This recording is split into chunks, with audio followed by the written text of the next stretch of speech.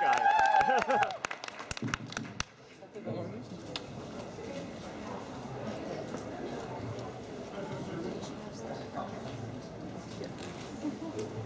Are we ready? Should have dressed up as Garfield. We're ready. We're ready. Did you say you should have dressed as Garfield? People coming into that. We'll wait. Just a second. I need a Stitch costume before I get Garfield. Oh, what the heck. How is everybody this afternoon?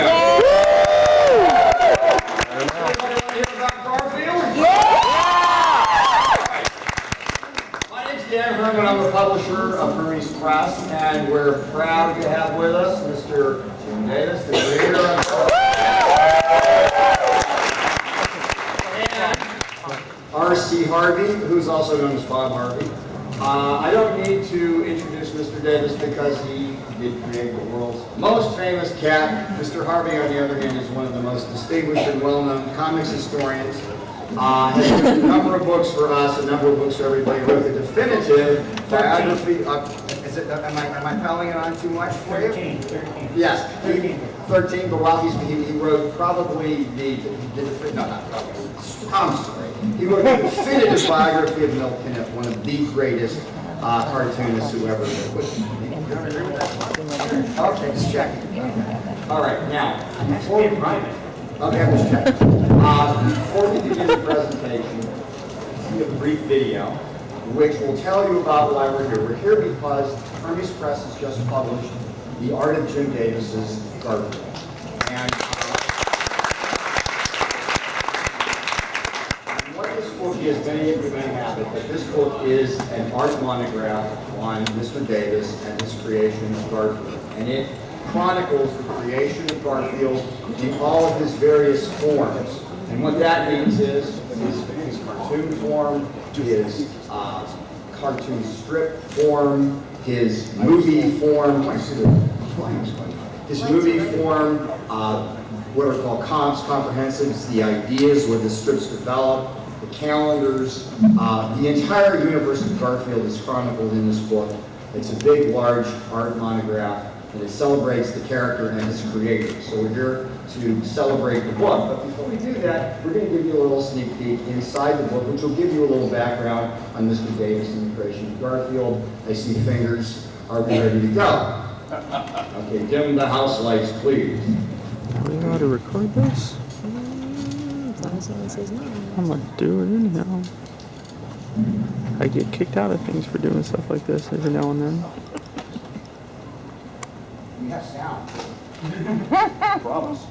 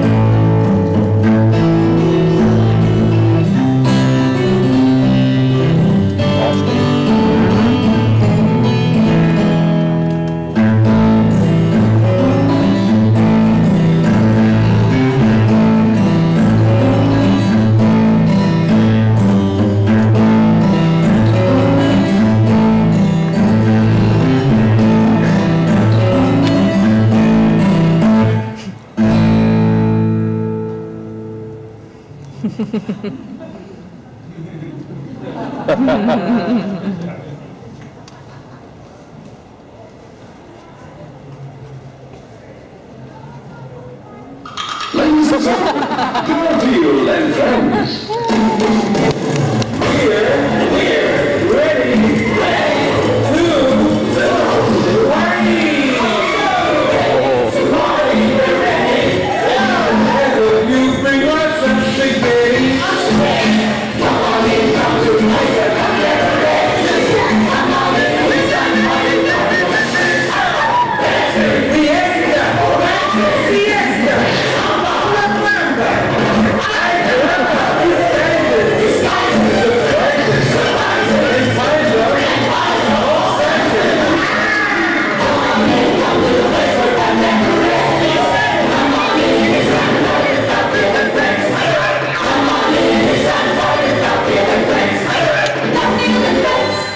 Hey you, the kid who missed last week's show. You better have a good excuse. Oh. Jumped the gun.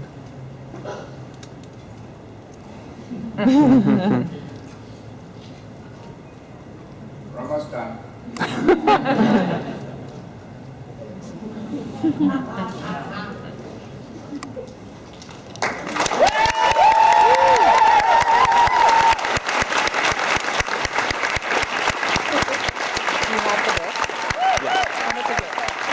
You can get the regular version for 50, or they have a special San Diego Comic-Con version of 75 that has his autograph in it. Now, before we begin, I have a big surprise, and a big surprise for Mr. Davis. Adam Reese has a little award he'd like to present. Mr. Davis, Adam, come up.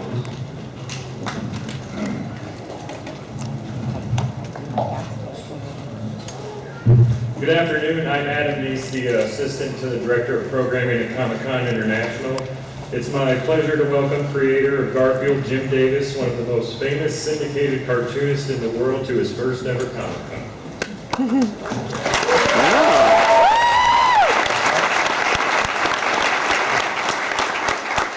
On behalf of Comic-Con International, it's my honor to present our Inkpot Award for Achievement in the Comic Arts to Mr. Jim Davis.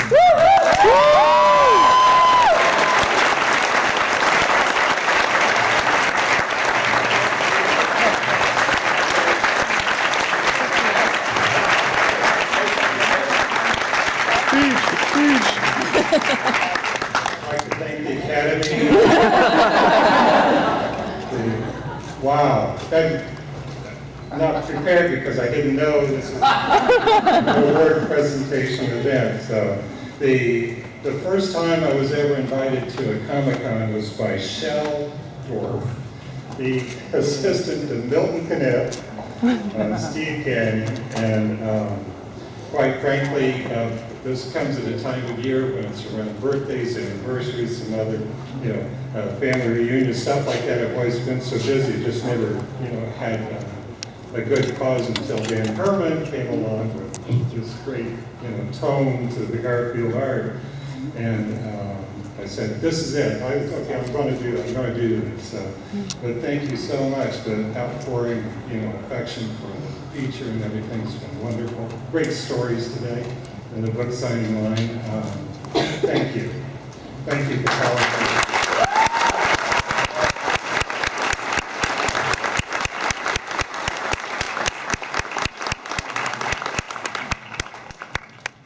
All right, show's over.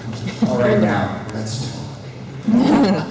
So, Jim, why don't you tell everybody a little bit about Norm Nats. Norm Nats is a really fascinating strip, which really is kind of this great secret. Why don't you tell everybody a little bit about it? Norm Nat was an attempt to get anything syndicated when I worked for it. How's the sound? Is it good? No, it's terrible. Okay, let's try it. How's that? Can you hear it from the There we go. Okay. I worked for 9 years for T.K. Ryan and Tom Ryan on the Tumbleweeds comic strip. And I spent all those years trying to get syndicated. And a good friend of mine from high school was editor of a local weekly newspaper. And that gave me the opportunity to create a comic strip, run it in a weekly paper, be able to open up a newspaper and take a look at it, and actually, see how I felt about the comic that I was doing. And at the time, Tom said a friend of his who was a syndicate editor really was a big fan of Archie and the Hittabel. It was a story about a cat and a bug, and I chose the bug. He said he'd love to see something with insects, so I created this cast of characters. And for 5 years, I ran Norm Nat, G-N-O-R-M, silent G. I thought it was funny. I did things special about bugs. There was Freddy the Fruit Fly when they had 6 weeks to live. And he'd out and he'd say, "Bill me."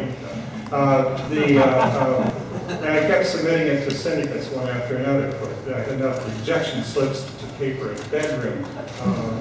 And finally, one syndicate editor said, "Bugs, nobody can relate to bugs.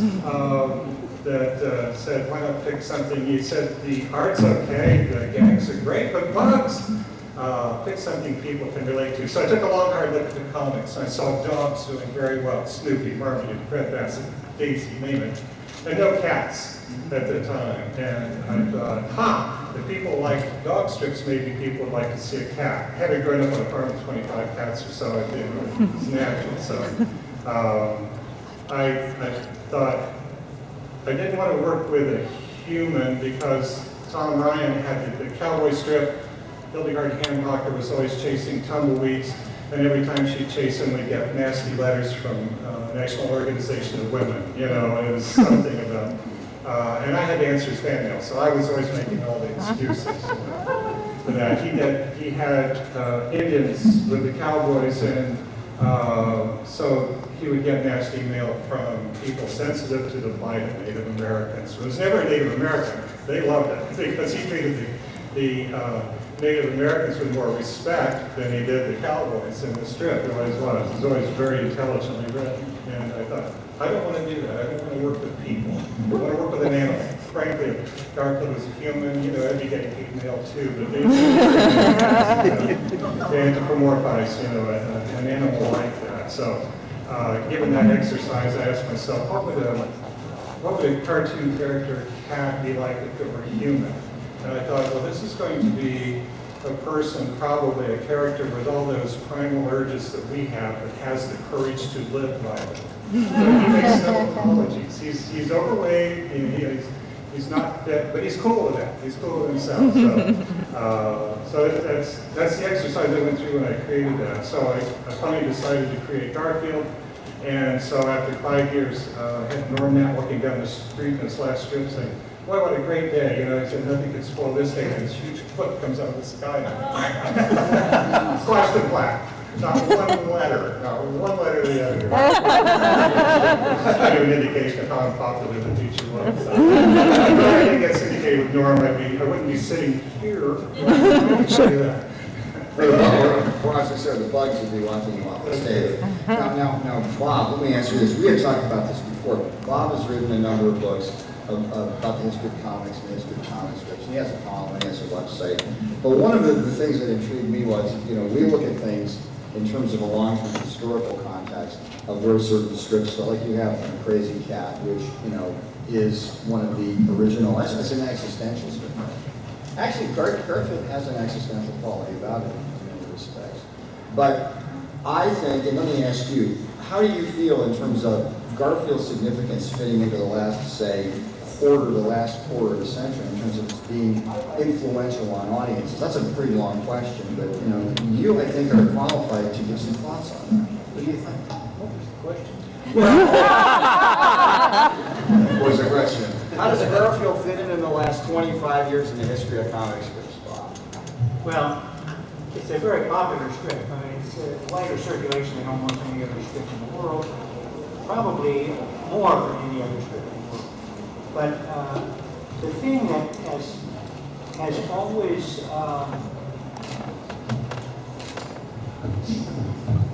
attracted is the wrong word here, but one of the things that Garfield is criticized for is wholly erroneous.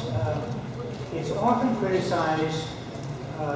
People say, well, here's a 3-panel strip, and there are 3 drawings of Garfield that are exactly the same.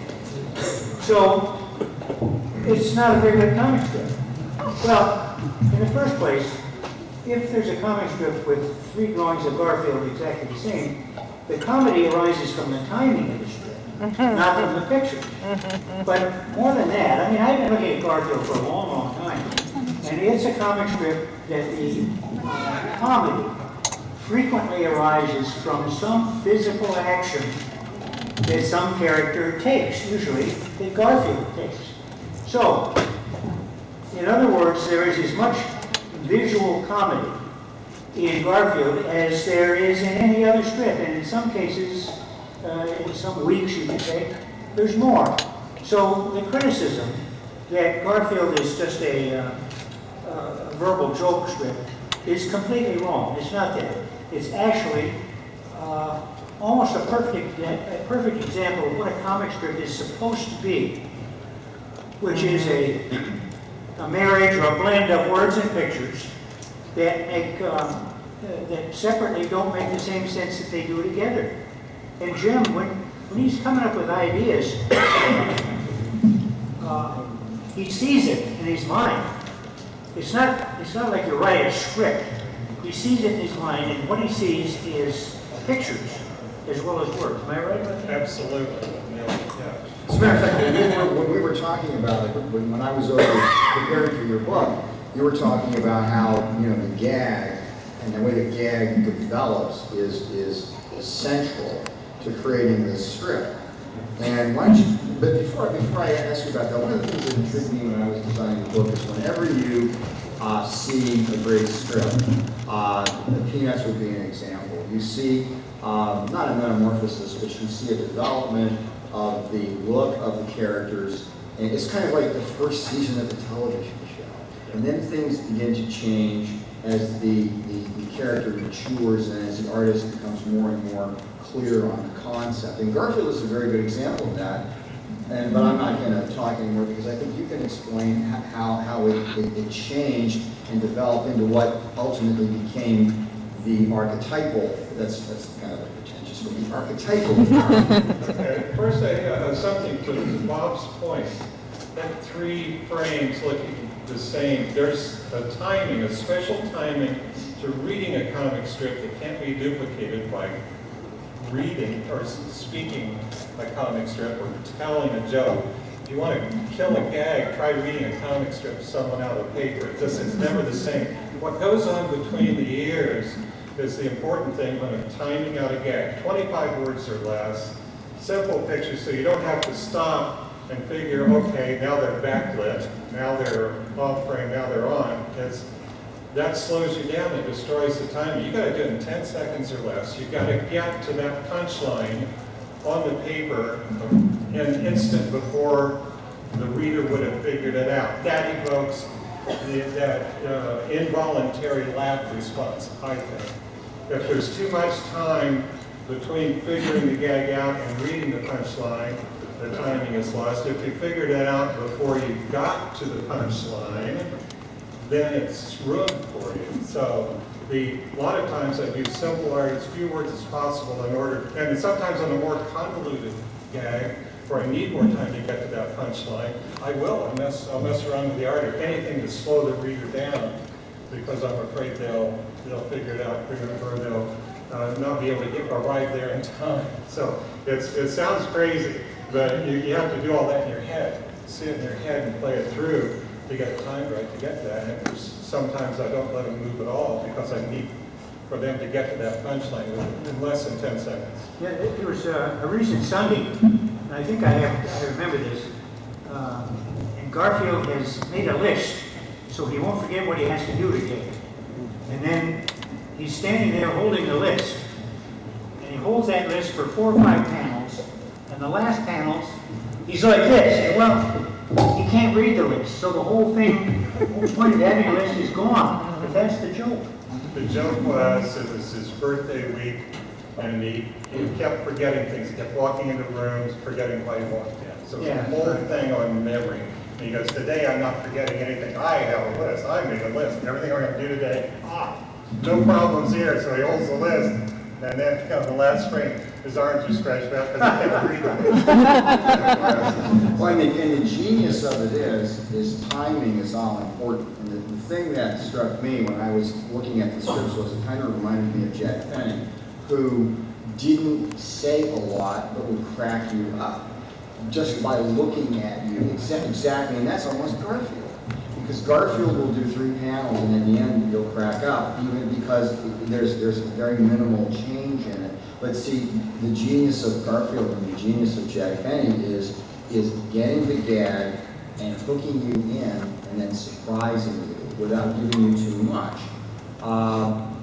And I think I saw that through a lot of the strips. I mean, it's classic comedy in the form of a strip. And tell them how much goes into the design of each strip. I mean, It's kind of like there's an old saying, architecture less is more, which is overused. But the point is that something that looks very simple usually is the exact opposite of that.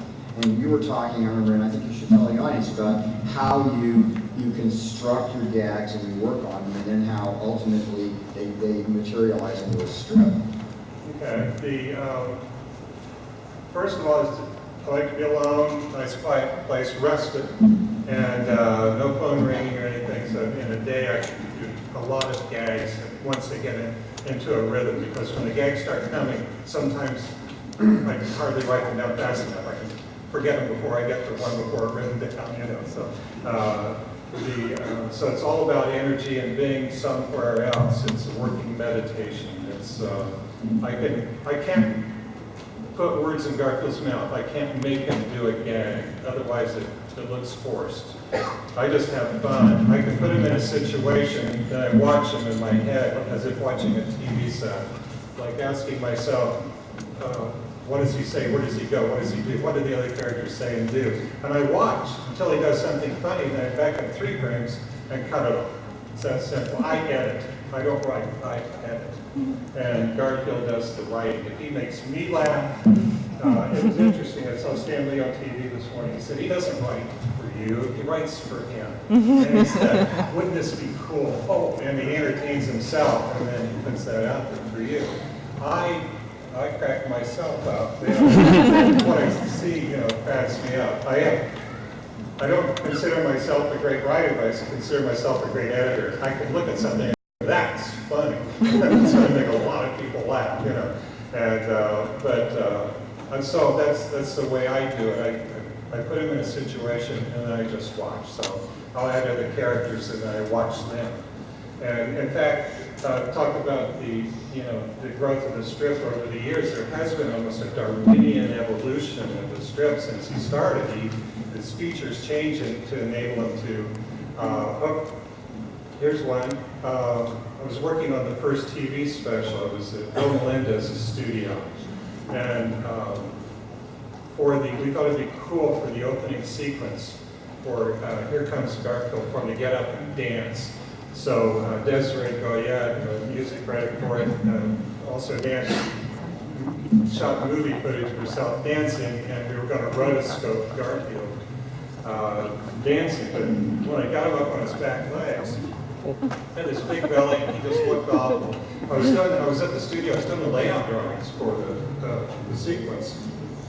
And in the next room was Sparky Schultz, working on the Peanuts special. And he'd rarely come down to Melendez, but he happened to be down there that day. So I was playing with the drawings, nothing was working. I was a little down to the first special, I wanted to be perfect, and so I walk in, he goes, how's it going? I said, I can't get Garfield to dance, I think I'm almost back beat. He looked at it, he grabbed the drawing, and he said, here's your problem. He said, look at Snoopy. He said, when he's on all fours, he's got these tiny doggy feet. Now watch him, when he stands up, he's got big human feet because he needs balance. He needs that, He said that's part of the, cartoon license we get to take with these characters. And in fact, he said, look at Charlie Brown when he scratches his head. You can see him take out a baseball cap, scratch his head, but always with the forearm, because look at the near arm, it's tiny. There's no way he reaches the top of his head. You never think about it when he scratches his head with the far arm, he said. So he drew Garfield standing up with these big feet, and he looked great. And from that day on, Garfield stood up and walked. I went back to the studio and told the art department, I said, change the model sheets. Garfield's walking. So his eyes got bigger, his comic strips got smaller to make them more expressive, because the eyes are the witness to the soul, for the gags. And so the limbs got longer to make them more animated, to do more gestures. And also, we did a lot of things with the other characters. I introduced them, some refused to perform, they went away. So my character got funnier and funnier, and I kept them in. I watched the fan mail, and I watched the gags. So they're hopefully, I don't really go back and read the old material, because it's been there. I like to think that it keeps growing. And those 3 frames in the strip, when they're the same, they're 3 fresh drawings. We always draw everything fresh. Even today, it's digitized, working on a Cintiq. We don't We don't Frankenstein anything. We draw it as if we're using pencil and paper, just to keep them moving, keep them going forward. Yes, I have a question. How, the strip has been going on for 38 years or something like that. Do you ever worry that you're going to do a gag that you did 20 years ago? I have done it. That one wakes me up in the middle of the night. Thank you, Bob. It happened, and it's always caught by some, early adopting 10-year-old. Look at this from 1982. The same punchline, and it's happened once, and one actually got done, was in the queue to run, just we had to pull all kinds of things. Caught it for some reason, I was editing and caught it, got that one out, it was a few years ago, a couple of years ago. And now, after 38 years, seriously, not a week goes by, we don't go back through. Every strip we have digitized, and we've written every word down for every strip, so we go back, through all the archives. But I say, have I done this before? There are a lot of groans. Somebody else goes, oh. That's their afternoon spent going back and see if we've done that again. Because it's done 38 years, 13,000 plus gags. That's a lot of gags. I have a question for you, Bob. You looked at the strip, I've looked at the strip, and it doesn't appear to me that while there's a great deal of tradition and craft of penciling and inking for the dailies at least, and then of course the Sundays you usually got colored, black colorist. The digital version of this strip has just been going on for over 10 years now. Is that correct? No. Was it 3, Joe? Someone? About right, about 3 years. Okay. It doesn't appear to me qualitatively to be any different. Because of the technology that's used in doing it, it essentially mimics inking. What do you think, having looked at it? Me? Yeah, you. Well, You're the critic. I Barker draw it, and the thing is drawn with panel. The digital part of it, as I understand it, is a way of communicating. It's not so much a way of drawing. As it turns out, you're getting the original art out of it. That's the only difference. Which for certain kinds of fanatics like me, it is an unhappy result. And collectors. Yeah. But I don't see any change.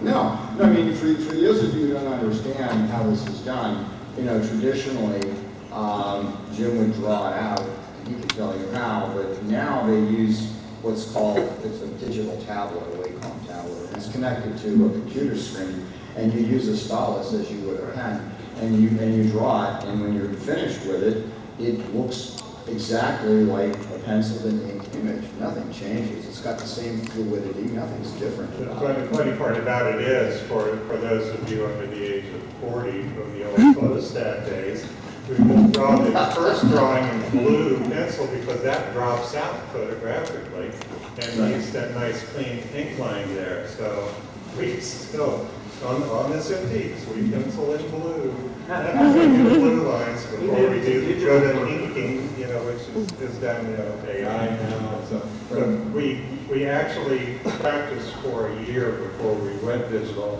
until we got the right, line weights and everything, and we worked at the right size. Working with pencil and then ink, we always work at twice size and go down to the size for the newspaper. But we practiced with different sizes. And then we showed the strips, the drawings to people in the field. And when they couldn't tell the difference anymore, then we pulled the trigger and started. You really can. If you look in the book, what you'll see is the evolution of the strip from it being inked it's being drawn in blue pencil and then inked over. You can actually see that. The other thing is that in the earlier strip, let me ask you this, in the earlier strips you used, everybody knows those paintings that Roy Lichtenstein did, bad, and they use the big dots, they're called Band-Aid dots. And they have patterns that they cut out called zip-a-tone patterns. What's that is, it's a sheet you buy, it's got little dots on it, and you cut it out. You used a lot of that in the earlier strips, and then you stopped. Why did you stop using the zip-a-tone? Finally, it was starting, we noticed on the old strips it was starting to yellow, starting to peel up. Oh, yeah. At times when it would go to press, some would get chipped off, things like that. And then when they started reducing strips more in some papers, that halftone pattern got too pinched and started getting muddy and black.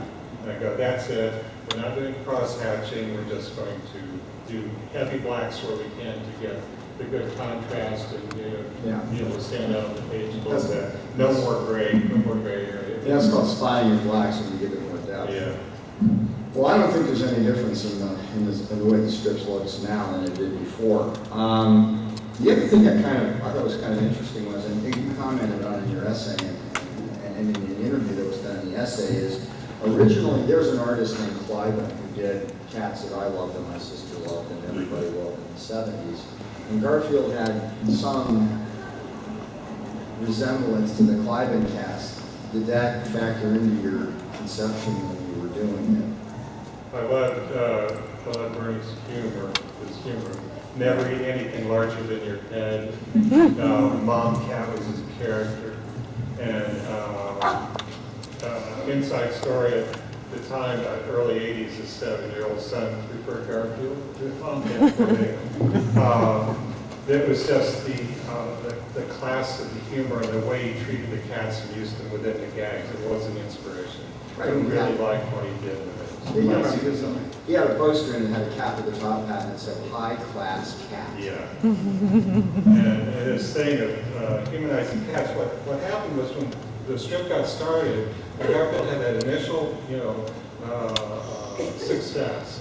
And the first book came out from Valentine's about a year into the strip. It started getting all the attention. It started with the New York Times called The Cat Sheet.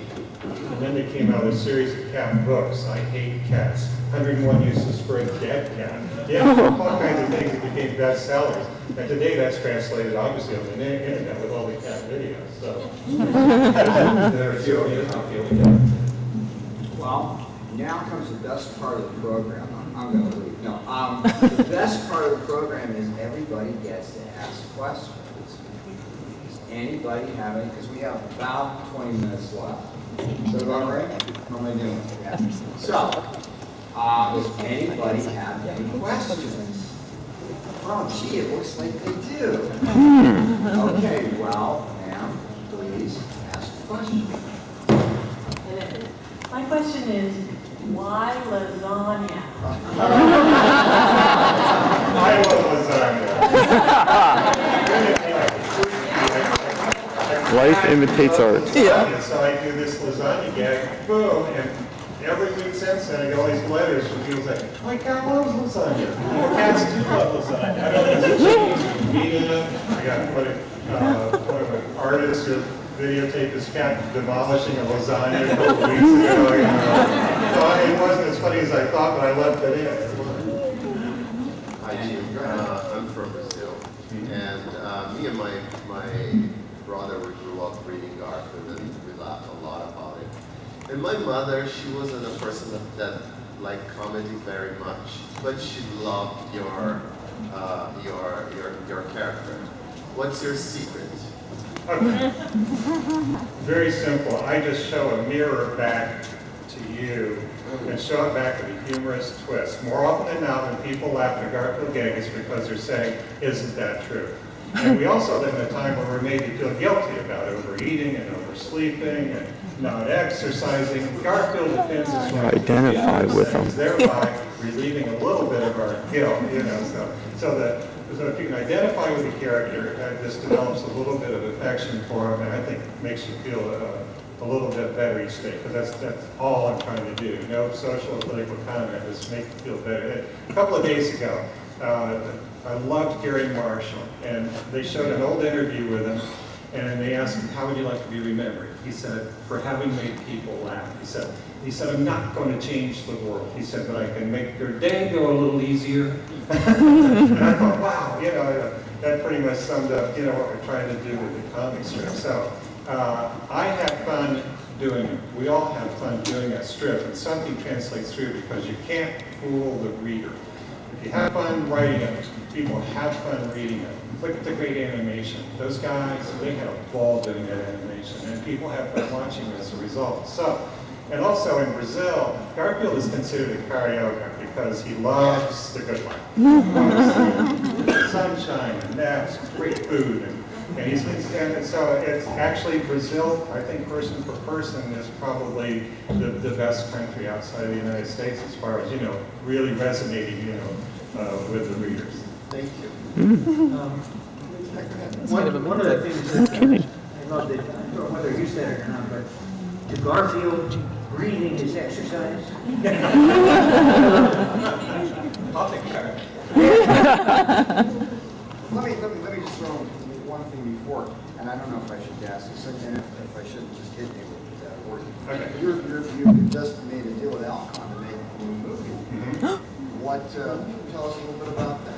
Okay, the ink is still wet on the agreement. Alcon Entertainment, an independent movie-making company, has done some great movies. So right now, the founders are over in Europe filming the sequel to Blade Runner 2. And they've done Dolphin Tale, a lot of other, great family kind of movies.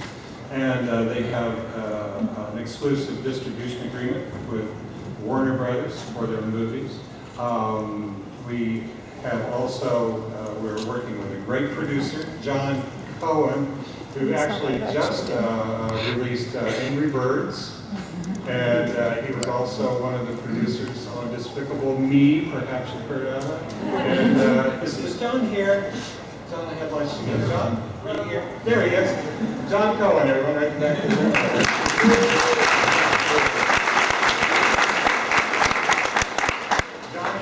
Bridget McNeil, executive producer on the film, came to the studio 5 years ago, talking about putting a movie together. I said, well, what does it take to do it? And I said, well, you do this and this and this. After like 2 hours, we get the writers here and everything, laid it out, we want to do something together. So at any rate, we start in about 2 weeks on story development. We haven't picked writers yet or anything yet, so it's going to be about 4 years out. It's going to be all CGI. We could have done a third movie with 20th Century Fox that would have been live action with CGI Garfield, but this time it's going to be like Pixar quality, all CGI.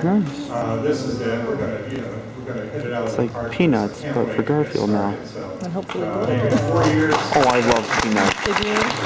It was adorable. Couldn't do it. Oh. All right, come on up next person, please. I was supposed to do Pee-wee and Herman, so Thank you so much for making the trip to San Diego. just a bad idea. I want to ask about something that I love so much, actually so much so that my friend, who's in the audience too, he's a webcomic like myself. We tried to emulate you and all the other cartoonists who did the big, great comic switcheroo in 1997.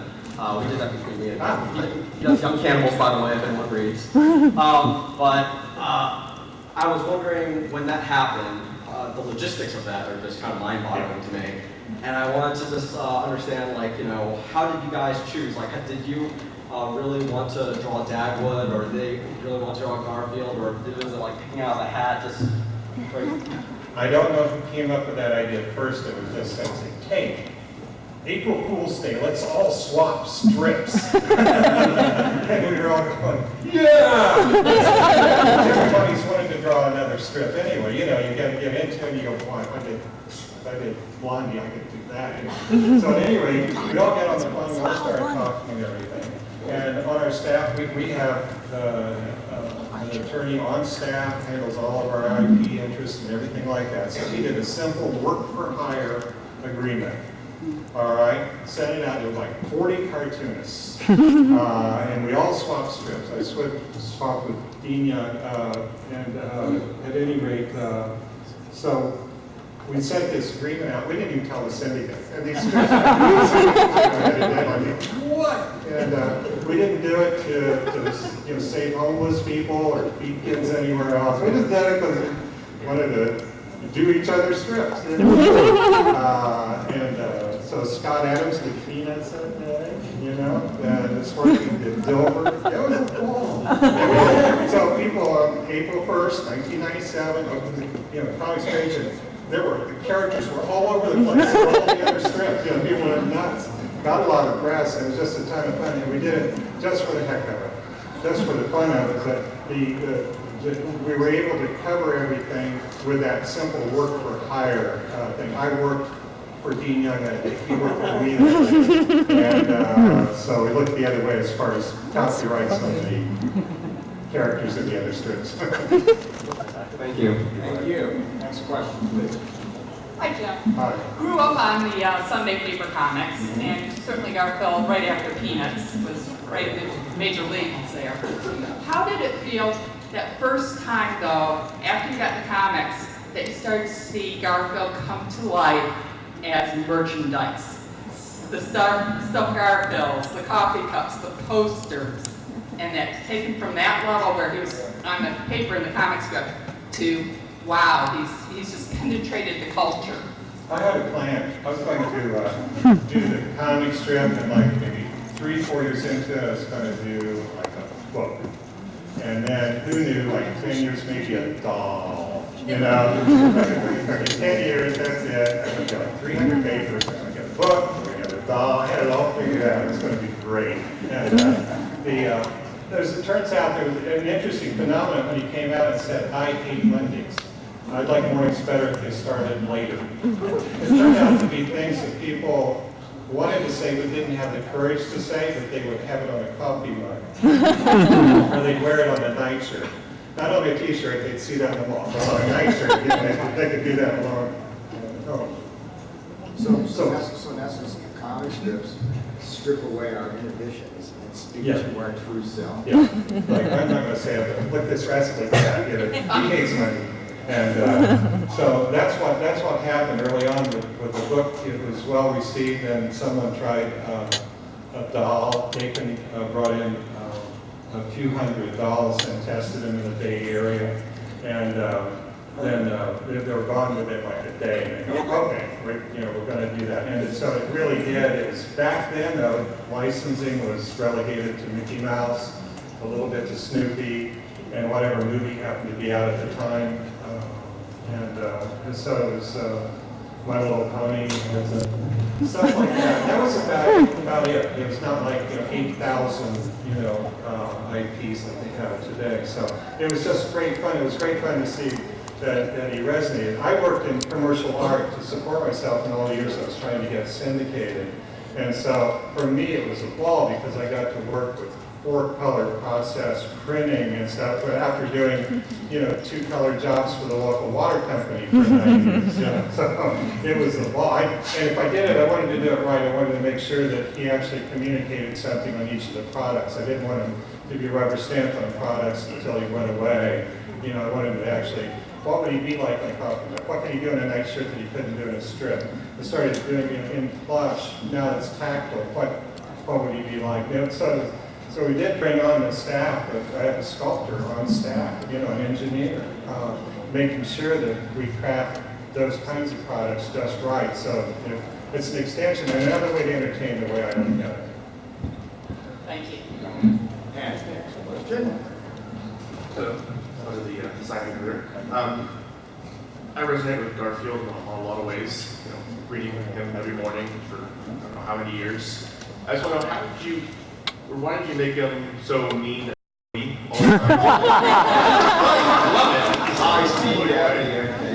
Humor comes from conflict. When I created Garfield, I created with a very loose set of personality traits. And then from there, you create contrast because it's in conflict that you have humor, tall, short, fat, skinny, smart, stupid, dog, cat. Take a look at the great comedy teams. There always a big contrast between the two. And so that I intentionally created that difference because it's when they're going at it that people start laughing, or that their own opinions start coming out, and you can play them off one another. So, but that relationship really has become more of a sibling rivalry over the years. There's now an honest affection, between the two, even though Garfield says, you know, he's still got to kick Odie off the table. And he has to, it's in his genes, you know, it's no choice there. So the physical humor I do in the Sundays, we're talking about Sundays early on, you throw in the physical gags too for the kids because they're too young to read the comics. So some days I'll look at my Sunday gag, and if it's a little too adult, I'll do a second gag with what's happening physically. Sometimes has nothing to do with the gag. Like a young child will laugh at the gag, and an adult will. Neither one sees the other gag. So I'll do 2 gags on Sunday because it's a special day. Next. Hello. So, I'd just like to say, my brother and I, we love the Going Through the Prince TV show. We've had it on EP since we were little kids. And one of our favorite characters from that show was Binky the Clown. yeah. So I was wondering, what's the origin of Binky the Clown? It was just a goofy idea, and you notice Binky's not around because he was such a one-gag character. We just wore himself out, we thought, wouldn't it be funny if a character just screams all the time over the top? And that was before clowns were scary. I mean, clowns are supposed to be funny and warm, and then it got creepy. Pulled back on Binky, but the most fun we had with Binky was in the show. So that voice was done by Tom Hughey, who was also the voice of John in the very early series. But when I recorded, I directed all the voice sessions for 7 years for CBS. We would record in a single room, all mics hot, music stand, all the dialogue, and they would read until we had to turn pages or somebody messed up and we had another take.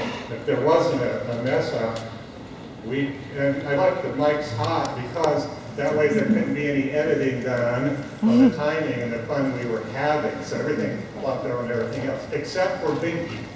We had to do Binky at the end of the day because after 2 or 3 pages of dialogue, Tom was hoarse. He had no more voice. So we would always say the Binky lines for the very end of the day because Tom couldn't do a whole lot of it before he just couldn't speak anymore. But that's the funny part about him going to the library. You know, him going to church, you know, and screaming everything. We only had 1 year and that was high. So it was just the humor of it, the physical humor of doing that character. He was fun. Thank you. Thank you. We have 5 minutes left, and I think we have 5 people. Okay. How wonderful. Ask the next question, please. Hello, Jim. How did you come up with Nermal? Nermal. Nermal was a purposeful excuse to really get to Garfield. He was dominating the strip too much. He was like the alpha character, and he needed to be put in his place. So I thought, okay, I'm going to bring in someone to remind him how big, how fat, how old, how everything. And just bring it in as part of that picky little brother, little sister who's always poking at you. You just want to scream. And I was talking to someone earlier. Was it you? We were talking about what sex is normal, and he's not. She's not. We used Desiree Goyette's initial voice. Now it's a guy, but he's got a high voice. We play him as kind of this. It's just a presence. This is ambiguous presence. I guess it usually shows up on his birthday, you know, to remind him how old he is. So it's really just to annoy Garfield. It's all it's a net. You know, it's like just. I always threaten my animals that I'm going to send them to Abu Dhabi. I think Nermal was a very influential character because I remember when they came out with a very funny movie called Mouse Hunt, and one of the gags in Mouse Hunt is they put the mouse in a box and send it to Cuba. And when I saw that, I thought, they must be reading Garfield. We almost sent him. There was a big conflict. I finally voted for Abu Dhabi. Second place would have been Tierra del Fuego. There's plenty to say. Thank you. Next question, please. Mr. Davis, what advice do you have for those who are trying to get comic strips published? Okay. Well, first of all, as far as getting into cartooning, read a lot. The more you read, the more material you have, because it's about if you don't have anything to say, you've got nothing to offer to it. So that is as or more important than anything else you do with a strip. Secondly, have fun, try all kinds of materials, try all kinds of looks. Don't try to just copy one and stick to it and develop it. That's not going to work. Try everything and something's going to speak to you at some point. Have fun doing it. Like I said earlier, have fun doing it, people have fun reading it. It's that simple. But if you start working, it's going to look laborious and people are going to see that in an instant. So, now, as far as getting syndicated, just a few years ago, there were 300 and some syndicated cartoonists in this country because there were only so many newspapers. And today, you put a strip online, your mother reads it, you're a cartoonist. Now there are 300, there are probably 300,000. And as far as we cartoonists are concerned, a lot of 300,000 are wonderful cartoonists. They're great artists. They aren't held back by, let's say, what we can and can't say in a newspaper so much, so the humor's fresh and energetic. So, as far as, get a great education, learn to draw well realistically, makes the hands and feet and everything move a lot more naturally. Get a job related to writing or art in order to be able to eat. Become a cartoonist. And take a look online. One of these days, we're going to be able to monetize that venue, you know, so that it really supports cartoonists. But just keep at it, keep going, and keep a positive attitude, and pay attention to what's going on in other cartoons, and have fun. Thank you. Next question, please.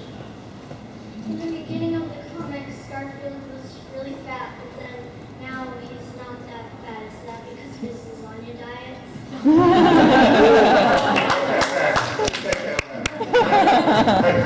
If the day goes on, really, that diet is going to be like, I'm going to retire or something.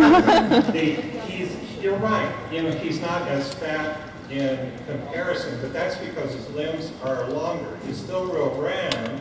He still says he's fat, but you know what? You're absolutely right. It's very observant. He's a lot more mobile and a lot more animated, but I still keep the tummy on there. So Little Thank Tommy. you very much. And the last one. I've got a couple questions, Oh. actually. Okay, well, go ahead. A, it is an honor to be in your presence.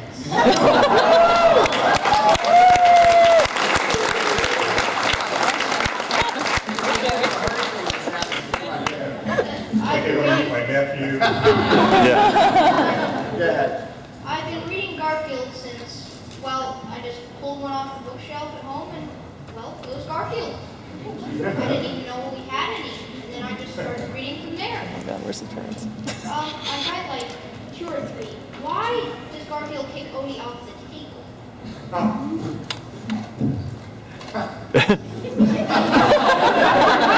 Yeah, why does it? What's a good idea on the table? Because he was there.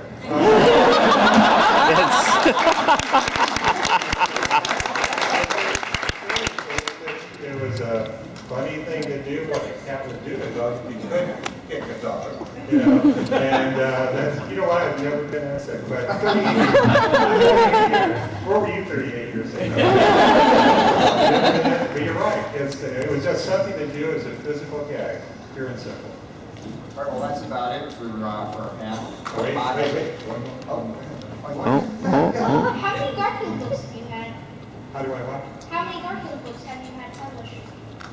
Just designed the cover to book number 62.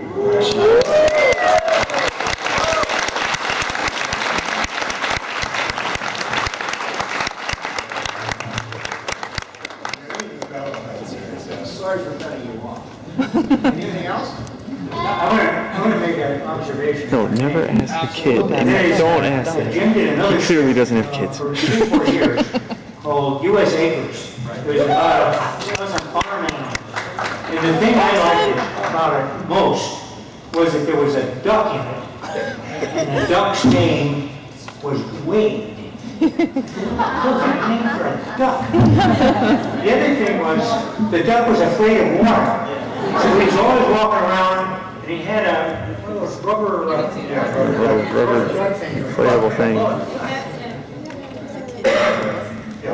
Wade was a canophobe. He was one of my favorite characters there.